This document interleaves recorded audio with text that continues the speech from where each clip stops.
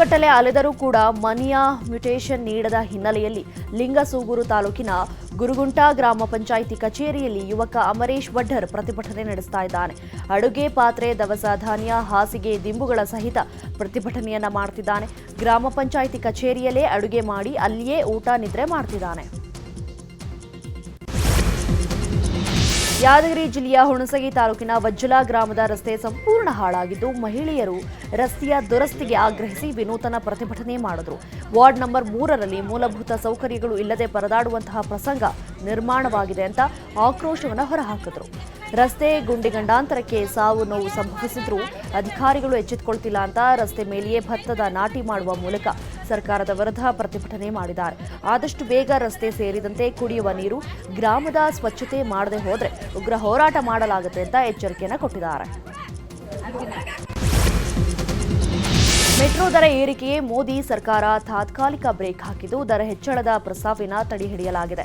ದರ ಏರಿಕೆ ಪ್ರಸ್ತಾವನೆಯನ್ನ ಸಮಗ್ರ ವರದಿ ನೀಡುವಂತೆ ಬಿಎಂಆರ್ಸಿಎಲ್ಗೆ ಮೋದಿ ಸರ್ಕಾರ ವಿವರಣೆ ಕೇಳಿದೆ. ಫೆಬ್ರವರಿ 1ರಿಂದ ನಿಗದಿಯಾಗಿದ್ದ 45ರಷ್ಟು ಟಿಕೆಟ್ ದರ ಏರಿಕೆಗೆ ಈಗ ಬ್ರೇಕ್ ಹಾಕಲಾಗಿದೆ. ಈ ಬಗ್ಗೆ ಬೆಂಗಳೂರು ಕೇಂದ್ರ ಸಂಸದ ಪಿಸಿ ಮೋಹನ್ ಟ್ವೀಟ್ ಮಾಡಿ ಮಾಹಿತಿಯನ್ನು ಹಂಚಿಕೊಂಡಿದ್ದಾರೆ. ಫೆಬ್ರವರಿ 1ರಿಂದ ಹೊಸದಾಗಿ ಕಾರು ಮತ್ತು ಬೈಕ್ ಖರೀದಿ ಮಾಡುವವರಿಗೆ ಸರ್ಕಾರ ಶಾಕ್ ಕೊಡಲಿದೆ.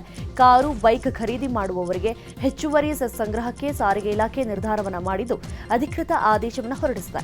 ಹೊಸ ಕಾರು ಖರೀದಿ ಮಾಡುವವರು 1,000 ರೂಪಾಯಿ, ಹೊಸದಾಗಿ ಬೈಕ್ ಖರೀದಿ ಮಾಡುವವರು 500 ರೂಪಾಯಿಯನ್ನು ಹೆಚ್ಚುವರಿಯಾಗಿ ಸೆಸ್ ರೂಪದಲ್ಲಿ ಸಾರಿಗೆ ಇಲಾಖೆಗೆ ಪಾವತಿ ಮಾಡಬೇಕಾಗಿದೆ. ಯೆಲ್ಲೋ ಬೋರ್ಡ್ ವಾಹನಗಳಿಗೆ ಈ ನಿಯಮ ಅನ್ವಯಿಸುವುದಿಲ್ಲ.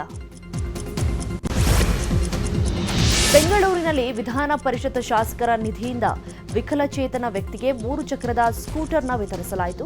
ಮೂಡಬಿದರೆ ನಿವಾಸಿ ವಿಕಲಚೇತನ ಬಾಲಕೃಷ್ಣ ನಾಯಕಿಗೆ ಕಾಂಗ್ರೆಸ್ ದಕ್ಷಿಣ ಕನ್ನಡ ಜಿಲ್ಲಾಧ್ಯಕ್ಷ ಹರೀಶ್ ಕುಮಾರ್ ಸ್ಕೂಟರ್ ಕೀ ಹಸ್ತಾಂತರ ಮಾಡಿದರು.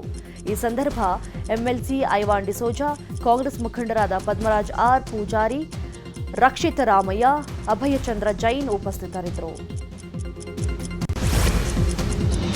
ಪಂಜಾಬ್ನ ಕೋಪರ್ನಿಕಸ್ ರಸ್ತೆ ಪಕ್ಕ ನಿಂತಿದ್ದಂತಹ ಕಾರಿನಲ್ಲಿ ಕಂತೆ ನೋಟು ಪತ್ತೆಯಾಗಿದೆ. ಹಣದ ಜೊತೆಗೆ ಮದ್ಯದ ಬಾಟಲಿಗಳು ಸಹ ಪತ್ತೆಯಾಗಿವೆ. ಪಂಜಾಬ್ ನೋಂದಣಿಯ ಕಾರಿನಲ್ಲಿ ಪಂಜಾಬ್ ಸರ್ಕಾರ ಅಂತ ಬರೆಯಲಾಗಿದೆ. ಇನ್ನು ಕಾರಿನಲ್ಲಿ ಆಮ್ ಆದ್ಮಿ ಪಕ್ಷದ ಕರಪತ್ರಗಳು ಪತ್ತೆಯಾಗಿವೆ. ಈ ಬಗ್ಗೆ ಪೊಲೀಸರು ಹೆಚ್ಚಿನ ವಿಚಾರಣೆಯನ್ನು ಮಾಡುತ್ತಿದ್ದಾರೆ.